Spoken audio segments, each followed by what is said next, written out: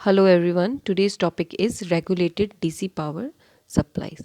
तो इस चैप्टर में हम देखेंगे कि रेगुलेटेड पावर सप्लाई क्या होती है और हम कैसे regulated power DC power supply को ऑब्टेन कर सकते हैं। तो इन जनरल हमने जो देखा है, दो तरह की पावर सप्लाईज होती है। एक आपकी होती है एसी पावर सप्लाई और दूसरी रहती है DC power supply. AC power क्या होती है कि जो टाइम के साथ जिसका मैग्नीट्यूड वेरी होगा। ये जैसे टाइम है, ये आपका वोल्टेज है, तो ये वोल्टेज की वैल्यू टाइम के साथ क्या है, अगर वेरी हो रहे हैं तो इसको हम बोल देते हैं एसी पावर सप्लाई। और डीसी पावर सप्लाई क्या होता है कि अगर टाइम है, टाइम के रिस्पेक्ट में अगर आपकी वोल्टेज है तो ये कांस्टेंट रहेगा, मतलब जो वोल्टेज की वेरिएशन टाइम के साथ नहीं होगी। तो ऐसी वोल्टेजेस को हम क्या कहते हैं, या ऐसी पावर सप्लाई को आप क्या बोलोगे, डीसी पावर सप्लाई। तो हमने उस पावर सप्लाई को रेगुलेटेड बनाना है। रेगुलेटेड मतलब आपने उसको रेगुलेट कर सकते हो, उसको हम वेरी कर सकते हैं अकॉर्डिंग टू अवर लोड, और वो फिक्स्ड वोल्टेज होनी चाहिए। अगर हमें 10 वोल्ट की रिक्वायरमेंट है तो वो 10 वोल्ट ही मिले हमें। फिर चाहे इनपुट में कुछ भी वेरिएशन आ रहा हो या फिर आउटपुट में कुछ भी वेरिएशन आ रहा हो, अगर आपने उसको फिक्स कर दिया है कि हम किसी भी लोड के लिए अगर फिक्स्ड वोल्टेज रिक्वायर्ड है, फॉर एग्जांपल 10 वोल्ट रिक्वायर्ड है, तो उस लोड को 10 वोल्ट ही मिलेगी, irrespective of the variation in input और variation in the output side. तो पहले हम एक डेफिनेशन देख लेते हैं रेगुलेटेड पावर सप्लाई की, क्या डेफिनेशन होती है। तो रेगुलेटेड पावर सप्लाई क्या होती है आपकी, generally a DC power supply that maintains output voltage constant. जो आउटपुट वोल्टेज को क्या रखेगा, कांस्टेंट रखेगा, मतलब फिक्स रखेगा, irrespective of fluctuation in AC mains और वेरिएशन इन लोड। मतलब एसी साइड में कुछ भी आपकी वेरिएशन हो रही हो, मतलब एसी साइड में चाहे 230 वोल्ट आ रहा हो या 300 वोल्ट आ रहा हो या 400 वोल्ट, कुछ भी वेरिएशंस अगर आ रही है, या फिर आउटपुट में भी लोड की साइड क्या है, लोड में वेरिएशन आ रहा, आप सपोज फैन लगा रहे हो या फिर आप इंडक्टिव लोड लग गया है या कैपेसिटिव लोड लग गया है, कुछ भी अगर वेरिएशन आ रहा है उसके इर्रिस्पेक्टिव, मतलब उसके बावजूद हो, ऐसा होने के बावजूद भी आपको जो सप्लाई है उस इक्विपमेंट या लोड के अक्रॉस आउटपुट में कांस्टेंट वोल्टेज आपको मिलेगा। तो ऐसी सप्लाई को हम क्या बोलते हैं, रेगुलेटेड पावर सप्लाई। कि अगर आपका यहाँ पर फ़ैन कनेक्टेड है और इस फ़ैन के लिए हमने बोल दिया कि इसको सिर्फ और सिर्फ 200 वोल्ट की रिक्वायरमेंट है, तो यहाँ इनपुट साइड में जहाँ से हमारी सप्लाई आ रही है, यहाँ पर कुछ भी चेंजेस आए, सपोज 300 वोल्ट हो या 315 वोल्ट हो, तो इसका इस वेरिएशन पे कोई फ़र्क ही ना पड़े। यहाँ पर जब फ़ैन के पास आउटपुट वोल्टेज आनी है तो वो ओनली 200 वोल्ट ही आए। तो जब ऐसी पावर सप्लाई हमारे पास होगी, उस पावर सप्लाई को हम बोल देते हैं रेगुलेटेड पावर सप्लाई। मतलब उसमें कोई फ़र्क नहीं पड़ेगा अगर एसी मेंस में फ्लक्चुएशंस आती है या फिर अगर लोड वेरी हो रहा है, तो उसमें उस चीज़ का कोई फ़र्क नहीं पड़ेगा। ऐसी सप्लाईज़ को हम बोल देते हैं रेगुलेटेड पावर सप्लाई। तो रेगुलेटेड पावर सप्लाई अगर हमें ऑब्टेन करना होता है तो इसके लिए जनरली हम क्या करते हैं, डिफरेंट कंपोनेंट्स की हमें रिक्वायरमेंट पड़ती है, डिफरेंट सर्किट्स की रिक्वायरमेंट पड़ती है, डिवाइसेस की। तो वो डिवाइसेस आपके क्या क्या रहते हैं, एक होता है आपका ट्रांसफॉर्मर, ये ट्रांसफॉर्मर है। और जनरली हम यहाँ पर जो ट्रांसफॉर्मर यूज़ करते हैं वो आप करते हैं स्टेप डाउन ट्रांसफॉर्मर, जो क्या करता है, वोल्टेज को रिड्यूस करेगा। मतलब अगर 230 वोल्ट है तो 230 वोल्ट से ये फॉर एग्जांपल आपकी 11 वोल्ट पर कन्वर्ट हो रहा है या फिर 24 वोल्ट पर कन्वर्ट हो रहा है, मतलब 230 से कम वोल्टेज अगर ये देता है, राइट। इनपुट में आप इसको 230 दोगे और आउटपुट में ये 230 से अगर कम वोल्टेज देगा तो ये स्टेप डाउन ट्रांसफार्मर बन जाएगा। और इसके अलावा जो दूसरा डिवाइस हम लगाते हैं, रेक्टिफायर सर्किट का हम यूज़ करते हैं, जो क्या करेगा, एसी को डीसी में कन्वर्ट करता है। आफ्टर दैट फिल्टर सर्किट आप लगाते हो, जो क्या करेगा, जो भी रिपल्स है उन रिपल्स को रिमूव करेगा filter circuit. And then voltage regulating device. इसके बाद हम एंड में, सबसे एंड में लोड के साइड में जब लोड आना है उस वक्त हम एक वोल्टेज रेगुलेटर लगा लेते हैं, और उस वोल्टेज रेगुलेटर को ही हम क्या कहते हैं, वोल्टेज रेगुलेटिंग डिवाइस। ये वोल्टेज रेगुलेटर जनरली आपने अपने जो घरों में रेफ्रिजरेटर होता है, फ्रिज होता है, तो जो पुराने फ्रिज आते थे तो उसके साथ आपने कभी एक स्मॉल बॉक्स देखा भी होगा, तो वो क्या एक तरह से रेगुलेटर है। वो क्या कर रहा है कि आपकी जो इनपुट की सप्लाई, जो मेन सप्लाई आ रही है हमारे घर पे, उसमें बहुत ज़्यादा वेरिएशंस होती है वोल्टेज में। तो कभी कभी वो वोल्टेज बहुत ही हाई होती है और उससे आपका जो भी इक्विपमेंट कनेक्टेड है, मान लो फ्रिज कनेक्ट है, तो वो डैमेज हो सकता है। तो वो डैमेज ना हो, इसके लिए हम क्या करते हैं कि कांस्टेंट वोल्टेज हमारे फ्रिज को मिले। मतलब अगर 220 वोल्टेज मिलनी है तो वो 220 ही मिले, फिर चाहे इनपुट में जितनी मर्जी वोल्टेज की वेरिएशन हो रही हो। तो ये 220 वोल्ट कांस्टेंट वोल्टेज कौन देगा, ये वोल्टेज रेगुलेटिंग डिवाइस, जिसको हम बोलते हैं वोल्टेज रेगुलेटर। तो अब एक्चुअल में हो क्या रहा है, हम यहाँ पर ऑब्टेन क्या कर रहे हैं, डीसी सप्लाई हमें रिक्वायर्ड है, डीसी सप्लाई हमें चाहिए, ठीक है। और ये डीसी भी क्या होनी चाहिए, रेगुलेटेड। तो जनरली डीसी सप्लाई जो होती है, यानी कि जो भी डीसी वोल्टेज होती है, वो हम कहाँ यूज़ कर रहे हैं, जो भी इलेक्ट्रॉनिक इक्विपमेंट्स होते हैं वहाँ पर हम इस डीसी वोल्टेज को यूज़ करते हैं। डीसी वोल्टेज कहाँ कहाँ इलेक्ट्रॉनिक इक्विपमेंट्स में हो सकते हैं। फॉर एग्जांपल आपका मोबाइल फ़ोन है, उसको चार्ज करना है मोबाइल फ़ोन के लिए, या फिर आपका लैपटॉप चार्ज करना है, आपका पर्सनल कंप्यूटर है या टीवी है, ऐसी जगह ये क्या है, इलेक्ट्रॉनिक इक्विपमेंट्स है। इसके लिए आपको डीसी वोल्टेज की रिक्वायरमेंट पड़ती है, या फिर इसको बोल सकते हैं आप कि डीसी सप्लाई की रिक्वायरमेंट पड़ती है। तो हम ऐसी एप्लीकेशंस में डीसी सप्लाई यूज़ करेंगे। और जनरली जो डीसी वोल्टेज आपकी होती है वो आपकी वेरी करती है 1 वोल्ट से लेकर आप उसको बोल सकते हो 24 वोल्ट तक।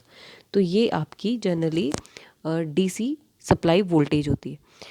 तो एक्चुअल में जब हम घर पे बात कर रहे हैं तो हमारे जो हाउस होल्ड इक्विपमेंट्स जो कनेक्टेड है और बोर्ड लगे हैं, उनमें आपका जो एसी सप्लाई आ रही है वो जनरली 230 वोल्ट तक आती है, 230 एसी वोल्टेज आती है, ठीक है, एसी आ रही है। तो अब हम इस 230 वोल्ट को हमने क्या करना है, 24 वोल्ट में कन्वर्ट करना है, यानी और वो भी डीसी में कन्वर्ट करना है। तो उसके लिए हम यहाँ पर क्या क्या डिवाइसेस कनेक्ट कर रहे हैं वो इस ब्लॉक डायग्राम में आपको समझ आएगा। तो पहला हमने यहाँ पर देखो फर्स्ट क्या किया कि इस एसी मेंस में हमें वोल्टेज मिली है सपोज 230 वोल्ट। तो इस 230 से हमने 24 वोल्ट में जाना है, और वो भी डीसी में। ये थी आपकी 230 वोल्ट एसी। अब ये 230 एसी वोल्ट को हम पास करेंगे इस ट्रांसफार्मर से। तो ट्रांसफार्मर के प्राइमरी में 230 वोल्ट एसी होगा, और ये ट्रांसफार्मर हमें पता है ये स्टेप डाउन है, स्टेप डाउन है। तो स्टेप डाउन जब भी होगा तो 230 वोल्ट को ये क्या करेगा, कम वोल्टेज आपको सेकेंडरी साइड में दे देगा। तो फॉर एग्जांपल हमने इसके जो नंबर ऑफ़ टर्न्स है इस तरह से सिलेक्ट कर रखे हैं कि अगर इन प्राइमरी में आप 230 वोल्ट दे रहे हो तो सेकेंडरी में ये वोल्टेज प्रोड्यूस करेगा 24 वोल्ट। तो 24 वोल्ट ये भी क्या आएगी, इसकी आउटपुट में एसी वोल्टेज ही आएगी। पर हमें तो 24 डीसी वोल्ट की रिक्वायरमेंट है।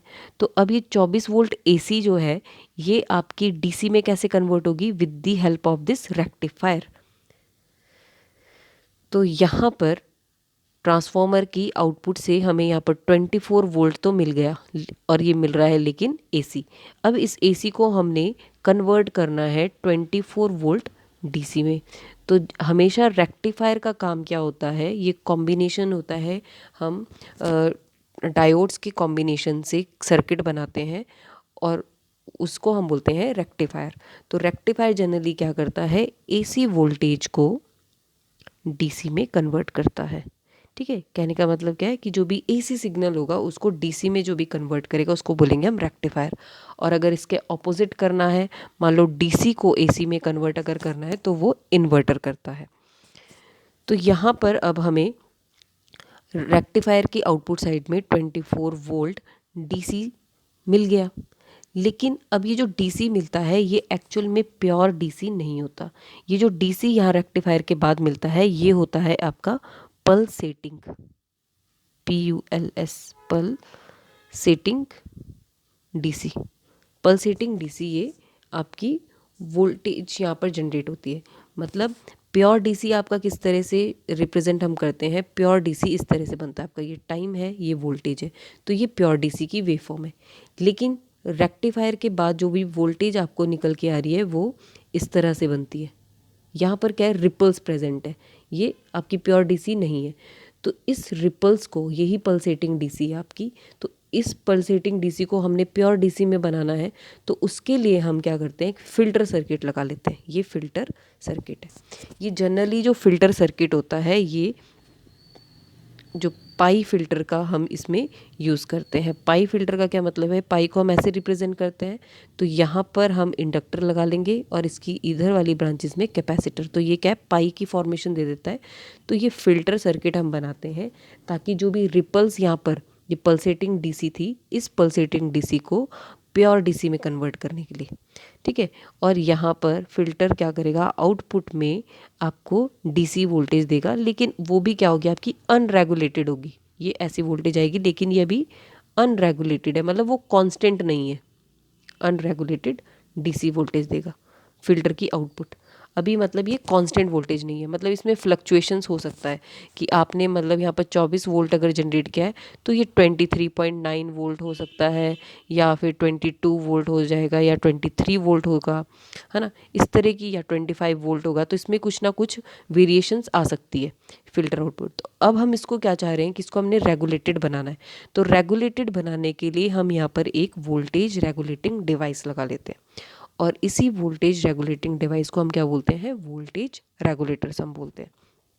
तो जनरली वोल्टेज रेगुलेटिंग डिवाइस आपके कौन कौन से होते हैं, एक होता है आपका जीनर डायोड, ठीक है। अगर आप यहाँ पर जीनर डायोड लगा दोगे तो जीनर डायोड की प्रॉपर्टीज़ होती है कि उसके इनपुट में आप कुछ भी वोल्टेज दो, वो जितनी भी वोल्टेज के लिए बना होता है, परमिसिबल वोल्टेज के लिए, वही वोल्टेज वो वहाँ पर आउटपुट में शो करेगा। मतलब वो 5 वोल्ट के लिए अगर बना है तो इनपुट में चाहे आप उसको 20 वोल्ट भी दे दो, पर वो आउटपुट में सिर्फ 5 वोल्ट ही देगा।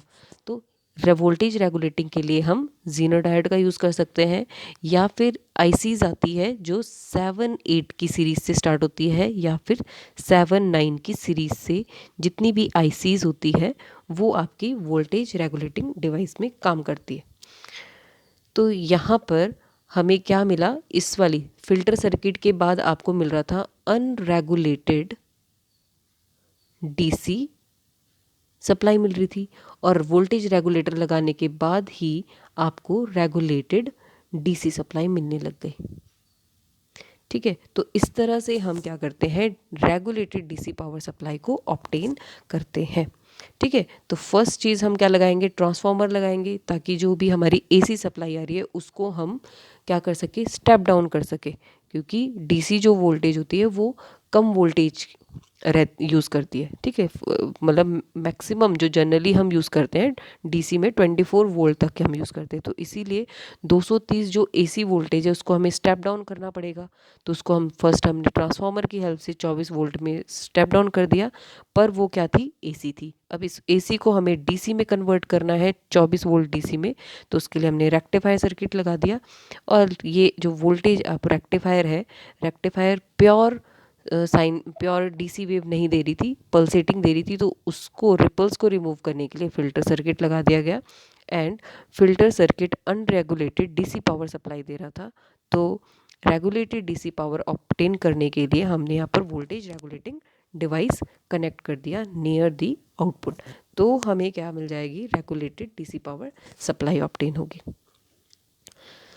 तो एक ब्रीफ आइडिया था ये कि कैसे हम रेगुलेटेड डीसी पावर सप्लाई को ऑब्टेन कर सकते हैं। ये एक और डायग्राम है जिसको आप वेव फॉर्म्स के थ्रू समझ सकते हैं। This is same as we have discuss in last slide.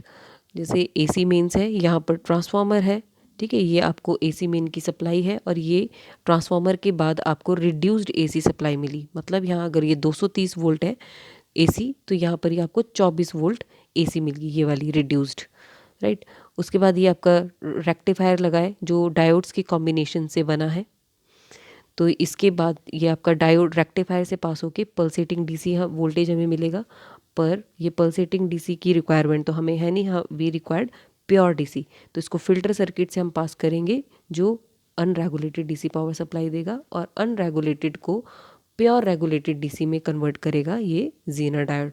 ये जीनर डायोड क्या है, आपका वोल्टेज रेगुलेटर, मतलब जो भी वोल्टेज रेगुलेटिंग सर्किट है वो आपको फाइनली क्या देगा, प्योर रेगुलेटेड डीसी वोल्टेज। तो एंड में इनपुट में क्या था, ये वाली सप्लाई थी, और हमें इस पूरे कॉम्बिनेशन से आउटपुट में ये सप्लाई मिल गई। तो इसको हम बोलते हैं रेगुलेटेड डीसी पावर सप्लाई। तो मतलब रेगुलेटेड डीसी पावर सप्लाई क्या हुई कि इनपुट में अब चाहे ये जो इनपुट मेंस है, एसी मेंस है, यहाँ पर जो मर्जी वोल्टेज में वेरिएशंस आए, ठीक है, उससे आउटपुट में की वोल्टेज को फ़र्क नहीं पड़ना चाहिए। तो आउटपुट वोल्टेज आपकी क्या है, वहाँ कांस्टेंट देनी रहनी चाहिए। तो ऐसी सप्लाई को हम बोलते हैं regulated supply. So what is the need of regulated power supply, की क्या ज़रूरत पड़ी हमें रेगुलेटेड पावर सप्लाई की। तो पहली नीड तो यही आ जाती है कि जितनी भी इलेक्ट्रॉनिक सर्किट्स है वो क्या है, सेंसिटिव होते हैं वेरिएशंस ऑफ ऑपरेशनल वोल्टेज। मतलब कि उसके में आप अगर आप जो भी वोल्टेज डाल रहे हो, जो भी वोल्टेज आप इलेक्ट्रॉनिक इक्विपमेंट्स को दोगे, तो वो उसके लिए सेंसिटिव होंगे। अगर आपने सपोज़ हाई वोल्टेज दे दिया तो वो डैमेज भी हो सकते हैं डिवाइसेस। अगर आपने उसको सपोज़ लो वोल्टेज दे दिया तो वो इक्विपमेंट प्रॉपर वर्क करेंगे ही नहीं। तो उनकी प्रॉपर वर्किंग करवाने के लिए, इक्विपमेंट्स की प्रॉपर वर्किंग करवाने के लिए या फिर उसको प्रॉपर ऑपरेट करवाने के लिए हम क्या करते हैं, डीसी रेगुलेटेड, मतलब जो भी रेगुलेटेड पावर सप्लाई देते हैं, फिक्स वोल्टेज देते हैं, जो भी उसको बेस्ट परफॉर्मेंस करने के लिए रिक्वायर्ड है उतनी वोल्टेज हम उसको देंगे ताकि वो अच्छे से काम कर पाए, राइट। क्योंकि अगर ज़्यादा वोल्टेज आ जाती है तो इक्विपमेंट आपका उसकी वाइंडिंग्स जल जाएगी, ठीक है, या फिर वो हीटअप होके बर्न हो जाएगा, और या फिर अगर आप कम वोल्टेज दे रहे हो तो वो अपना प्रॉपर फंक्शन ही नहीं कर पाएगा।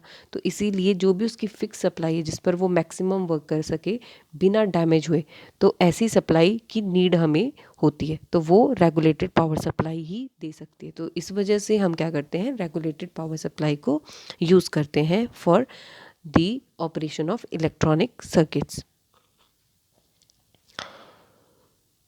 तो अब वोल्टेज ट्रांसफार्मर, अब ये आपका कांस्टेंट वोल्टेज ट्रांसफार्मर। तो हमने फर्स्ट अभी ब्लॉक डायग्राम में भी देखा कि जो आपका रेगुलेटेड पावर सप्लाई के लिए हमने स्टार्टिंग में ट्रांसफार्मर का यूज़ किया, जो क्या कर रहा है, वोल्टेज को स्टेप डाउन कर रहा है, राइट। अगर 230 एसी वोल्ट है तो उसको वो 24 वोल्ट एसी में ही कन्वर्ट कर रहा है, 224 वोल्ट एसी में कन्वर्ट कर रहा है। तो उसके लिए हमने ट्रांसफार्मर लगाया है, स्टेप डाउन ट्रांसफार्मर। तो अब ऐसे जो ट्रांसफार्मर्स हैं जनरली हम क्या करते हैं, उस जगह हम सीवीटी ट्रांसफार्मर का यूज़ कर सकते हैं। सीवीटी ट्रांसफार्मर आपका क्या होता है, कांस्टेंट वोल्टेज ट्रांसफार्मर। कि ऐसे ट्रांसफार्मर जो क्या करेगा, एसी वोल्टेज तो देगा, ठीक है, इनपुट में इसको एसी ही मिले, आप दोगे, ठीक है, ये प्राइमरी वाइंडिंग है, ये इसकी सेकेंडरी वाइंडिंग है। तो प्राइमरी वाइंडिंग में आप एसी वोल्टेज दोगे, ठीक है, और आउटपुट में आपको यानी कि सेकेंडरी वाइंडिंग में आपको एसी आउटपुट ही मिलेगी। पर ये क्या होगी, आपकी स्टेप डाउन होके, मतलब अगर यहाँ पर 230 वोल्ट है तो यहाँ पर फॉर एग्जांपल आपको 24 वोल्ट एसी मिल रही है। बट ये जो 24 वोल्ट एसी मिलेगी ये क्या होनी चाहिए, कांस्टेंट। ये कांस्टेंट एसी वोल्टेज देगा, मतलब 24 वोल्ट तो मतलब 24 वोल्ट ही देगा। ऐसे इसमें कोई वेरिएशन नहीं आएगी कि 23 वोल्ट नहीं देगा, ना 22 वोल्ट। अगर इसको 24 वोल्ट के लिए आपने डिज़ाइन किया है तो ये 24 वोल्ट ही देगा। तो ऐसे ट्रांसफार्मर्स को हम क्या बोलते हैं, कांस्टेंट वोल्टेज ट्रांसफार्मर्स। तो जनरली इसकी जो कंस्ट्रक्शन रहती है सीवीटी की, सीवीटी के ये 1 मार्क्स का आपको जनरली पूछ भी लिया जाता है कि इसकी फुल फॉर्म क्या होती है, तो आपको पता होना चाहिए। CVT means constant voltage transformer, की जो आउटपुट में मीन्स उसकी जो सेकेंडरी साइड है वहाँ पर वो कांस्टेंट वोल्टेज दे। तो ऐसे ट्रांसफार्मर्स को हम बोल देते हैं सीवीटी, कांस्टेंट वोल्टेज ट्रांसफार्मर। तो ये इसका एक जनरल कोर का स्ट्रक्चर है सीवीटी का। तो यहाँ पर ये कोर बनी है, दिस वन एंड दिस, ये चीज़ क्या है, एक ही कोर बनी है, ये इस तरह से कोर बनी है, ऐसे करके कोर को हमने डिज़ाइन किया है, ठीक है, ये कोर है। और इसके ऊपर हमने वाइंडिंग्स कर दी, ये प्राइमरी वाइंडिंग के लिए बना दिया, और ऐसे ही आपने सेकेंडरी वाइंडिंग के लिए डिज़ाइन कर दी कोर पे। तो ये इतना जो पोर्शन है ये प्राइमरी वाइंडिंग का है, ये वाइंडिंग्स कर रखी है इस कोर पर। फिर यहीं पे हमने सेकेंडरी वाइंडिंग की, सेकेंडरी वाइंडिंग कर दी सेम ही कोर पर। और सेकेंडरी वाइंडिंग को सीवीटी में हम क्या करते हैं कि इस सेकेंडरी वाइंडिंग को पैरेलल में कनेक्ट कर देते हैं। सेकेंडरी वाइंडिंग के पैरेलल में हम एक कैपेसिटर को कनेक्ट कर देते हैं, ठीक है, ताकि एक कॉम्बिनेशन, पैरेलल कॉम्बिनेशन बन जाए एल और सी का, ठीक है। इसलिए हम यहाँ पर क्या कर रहे हैं, इस कनेक्शन या क्या है, कैपेसिटर को कनेक्ट कर देते हैं इस सेकेंडरी वाइंडिंग के साथ में। तो जनरली यहाँ पर होगा क्या कि जैसे ही आप यहाँ पर कुछ ना कुछ वोल्टेज दोगे, एसी वोल्टेज दोगे आप, 230 वोल्टेज होगी और वो भी एसी फॉर एग्जांपल, है ना। तो 230 वोल्ट एसी आपने इस प्राइमरी में दी, तो जैसे ही ये वोल्टेज इस प्राइमरी में जाएगी तो यहाँ पर कोई करंट फ्लो होना स्टार्ट हो जाएगा, प्राइमरी करंट। और आपको पता ही है कि जब एक करंट फ्लो होना स्टार्ट हो रहा है और यहाँ पर क्या है, आपकी मैग्नेटिक कोर है, ये जो कोर है ये मैग्नेट की है, तो उस वजह से क्या होता है, करंट के फ्लो होने से वहाँ पर मैग्नेटिक फ्लक्स सेटअप हो जाएगा उस कोर में। तो ये जो डॉटेड लाइंस दिख रही है, ये जो डॉटेड लाइन्स है ये क्या है, मैग्नेटिक फ्लक्स है। तो हमने यहाँ हुआ क्या कि प्राइमरी में आपने वोल्टेज दी, वोल्टेज देने पे यहाँ वाइंडिंग्स में से करंट फ्लो होना स्टार्ट किया, और करंट क्या है, इस कोर के थ्रू जा रहा है क्योंकि वाइंडिंग्स हमने कोर पे कर रखी है। तो वहाँ कोर में क्या आपकी क्या मैग्नेटिक मटेरियल की बनी है, तो वहाँ पर फ्लक्स प्रोड्यूस होना स्टार्ट हो गया, और इस वजह से जो फ्लक्स है ये पूरे कोर में मूव होना स्टार्ट हो जाएगा ऐसे ऐसे करके, ठीक है। ये पूरे कोर में क्या है, ये मूव हो रहा है। अब ये ऐसे फ्लक्स मूव हो रहा है कि इसके निचली वाली साइड, ये जो लोअर पोर्शन है, लोअर पोर्शन में हमने सेकेंडरी वाइंडिंग लगाई है, यहाँ पर भी क्या है, फ्लक्स प्रोड्यूस होना स्टार्ट हो रहा है। अब होता क्या है कि according to Faraday's law of electromagnetic induction कि whenever there is a rate of change of flux a voltage will be induced in the circuit, ठीक है। तो यहाँ पर ये फ्लक्स है, ये सेकेंडरी में क्या है, लिंक हो रहा है सेकेंडरी वाइंडिंग में। तो सेकेंडरी वाइंडिंग में भी क्या होगा, अब फ्लक्स लिंकेज स्टार्ट होगी है, फ्लक्स लिंकेज अगर वहाँ पर होगी है तो ये according to Faraday's law of electromagnetic induction voltage देना स्टार्ट कर देगा। तो सेकेंडरी में भी यहाँ पर कुछ ना कुछ वोल्टेज अपेयर होनी स्टार्ट हो जाएगी। तो इसको हम आगे यहाँ से समझते हैं। इसका ये ग्राफ है, ये ग्राफ है, यहाँ पर आपकी प्राइमरी वोल्टेज है एक्स एक्सिस पर और वाई एक्सिस पे सेकेंडरी वोल्टेज है।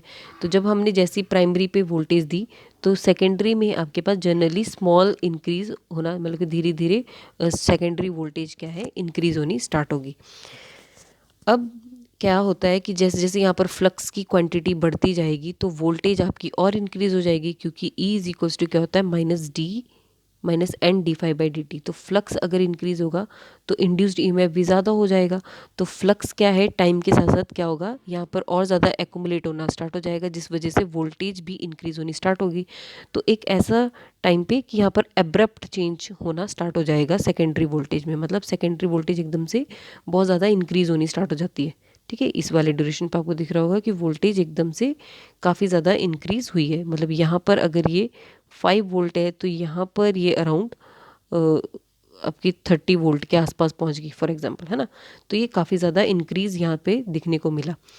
अब एक ऐसा पॉइंट आएगा कि जब ये कोर सैचुरेट हो जाएगी, मतलब यहाँ पर अब और कोई इंक्रीज़ नहीं होगा। अगर आपने करंट यहाँ से अगर इंक्रीज़ भी कर रहे हो तो फ्लक्स अब और ज़्यादा इंक्रीज़ नहीं होगा, क्योंकि कोर का अब क्या है, सैचुरेशन आ गया है।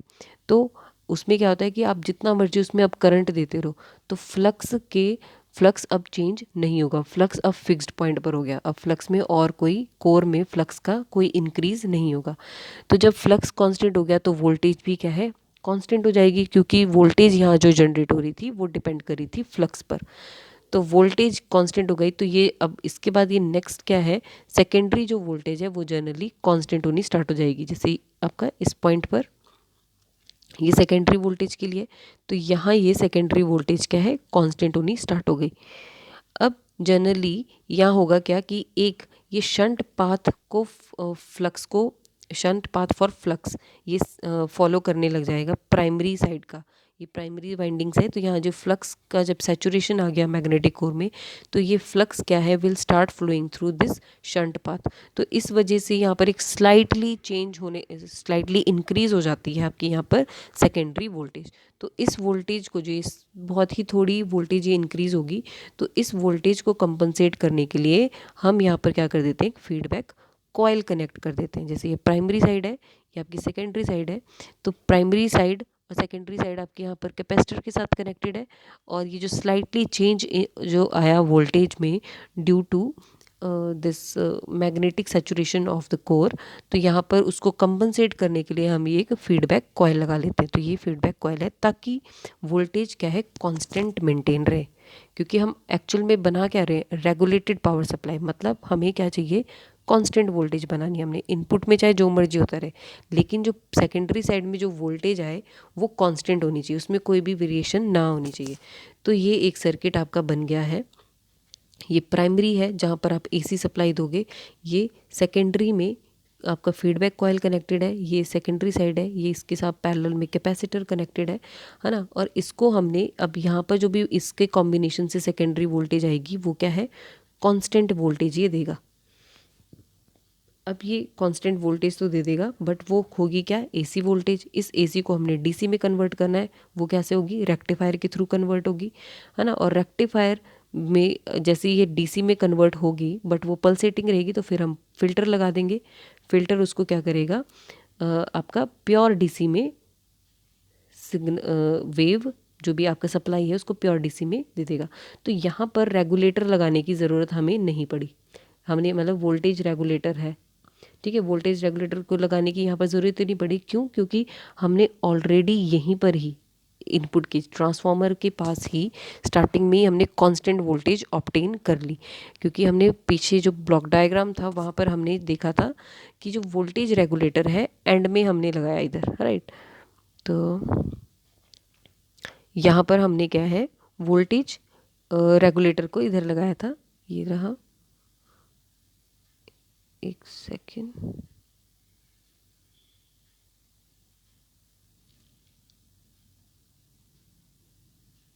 राइट। तो यहाँ पर वोल्टेज रेगुलेटिंग डिवाइस हमने लगाया था, ठीक है, ताकि जो वोल्टेज है, यहाँ तो अनरेगुलेटेड सप्लाई आ रही थी, यहाँ पर रेगुलेटेड सप्लाई ऑब्टेन होने के लिए, रेगुलेटिंग डिवाइस मतलब कांस्टेंट सप्लाई ऑब्टेन होने के लिए हमने यहाँ रेगुलेटर लगाया था। लेकिन हमने स्टार्टिंग में ही सीवीटी क्या कर रहा है, सीवीटी कांस्टेंट वोल्टेज ही दे रहा है, स्टार्टिंग में ही उसने क्या कर दिया, कांस्टेंट वोल्टेज दे दी यहीं पे, तो हमें यहाँ पर रेगुलेटर की नीड नहीं पड़ी। तो ये सीवीटी के बारे में एक थोड़ा इंट्रोडक्शन था और उसकी कैसे वो वर्क कर रहा है। तो सीवीटी को जनरली उसमें क्या प्रिकॉशंस लेने होते हैं कि जो सीवीटी पावर सप्लाई है वो जनरली हम रेजिस्टेंस और डीसी लोड्स में ही यूज़ करते हैं और हम इसको मोटर लोड्स में सीवीटी को यूज़ नहीं कर सकते। तो इसकी एडवांटेज आपकी क्या रहेगी, मोस्टली सीवीटी की एडवांटेजेस ये रहती है कि ये कांस्टेंट आउटपुट वोल्टेज देता है। फिर चाहे इनपुट में कुछ भी वेरिएशन होती रहे, मतलब इनपुट की वोल्टेज चाहे चेंज होती रहे, लेकिन आउटपुट वोल्टेज ये कांस्टेंट देगा। सिमिलरली ये कांस्टेंट आउटपुट वोल्टेज देगा तब भी अगर चाहे लोड में वेरिएशन होती रहेगी, राइट। और ये दूसरा क्या करता है कि अगर वोल्टेज वेरी हाई वोल्टेज अगर रह जाती है या बहुत ज़्यादा वोल्ट के सर्ज अगर आने लग जाए, मतलब वोल्टेज अगर वेरी हैवी हो जाए, राइट, लाइक आपकी 1000 केवी हो गई, सॉरी 1000 वोल्ट हो गया, ठीक है, या फिर 500 वोल्ट हो गया, तो उस जगह भी ये सीवीटी उसको हैंडल कर सकता है, तो उस जगह भी ये डैमेज नहीं होगा और फिर भी ये कांस्टेंट वोल्टेज देगा। मतलब अगर वो 230 वोल्ट के लिए बना है तो 230 वोल्ट ही कांस्टेंट सप्लाई देनी स्टार्ट कर देगा। तो ये कुछ डिफरेंस है बिटवीन सीवीटी एंड स्टेबलाइज़र। तो सीवीटी आपका जनरली इनपुट वोल्टेज सीवीटी की रहती है 170 से लेकर 270 और आउटपुट वोल्टेज जो रहेगी उसकी 230 वोल्ट। सिमिलरली जो स्टेबलाइज़र है उसकी जो इनपुट वोल्टेज जो रहती है 140 से 270 के बीच और आउटपुट वोल्टेज रहेगी 195 से 235 तक। और इसमें इंसुलेशन की रिक्वायरमेंट पड़ जाती है। अगर आप हाई वोल्टेज के लिए उसको यूज़ कर रहे हो जैसे 1000 वोल्ट तक, तो इंसुलेशन की रिक्वायरमेंट पड़ेगी। स्टेबलाइज़र में ऐसी कोई नीड नहीं पड़ती। और जो सीवीटी होती है उसका जो लाइफ है वो ज़्यादा होती है, उसमें कोई मेंटेनेंस की रिक्वायरमेंट नहीं रहती। लेकिन स्टेबलाइज़र में मूविंग पार्ट होने की वजह से उसकी जो लाइफ है वो कम होती है, मतलब वो जल्दी ख़राब होने की उसमें थोड़ी जन पॉसिबिलिटी रहती है। तो नेक्स्ट इज़ कि एफिशिएंसी, जो आपकी सीवीटी है, सीवीटी की बढ़िया एफिशिएंसी रहती है, मतलब वो गुड है अकॉर्डिंग टू इट्स एफिशिएंसी 85% है, जहाँ पर जो स्टेबलाइज़र है उसकी 70 to 75% एफिशिएंसी होती है। और ये मोस्टली सीवीटी को हम जो कंप्यूटर्स है, लैपटॉप्स है, उसमें यूज़ करते हैं, और स्टेबलाइज़र को हम यूज़ करते हैं का रेफ्रिजरेटर या टीवी में। तो ये स्टेबलाइज़र एक तरह से क्या है, रेगुलेटर्स है, तो उसको हम रेफ्रिजरेटर और टीवी में यूज़ करते हैं। तो सीवीटी का क्या है, ज़्यादा वेट होता है, क्योंकि आपको पता है वो ट्रांसफार्मर है, तो वेट ज़्यादा होगा, साइज़ भी ज़्यादा होगा, और कॉस्ट भी इसकी क्या है, ज़्यादा रहेगी। लेकिन जो ये आपके लेकिन जो स्टेबलाइज़र है उसका क्या है कि इलेक्ट्रॉनिक डिवाइस है वो, उसमें मतलब आईसी के थ्रू वो बनता है। तो स्टेबलाइज़र का कम वेट रहता है, स्मॉल साइज़ होता है, और लेस कॉस्ट होता है। तो फ़िलहाल के लिए सिर्फ इतना, बाकी जो नेक्स्ट टॉपिक्स रहेंगे वो हम अदर वीडियोस में कवर करेंगे। Thank you.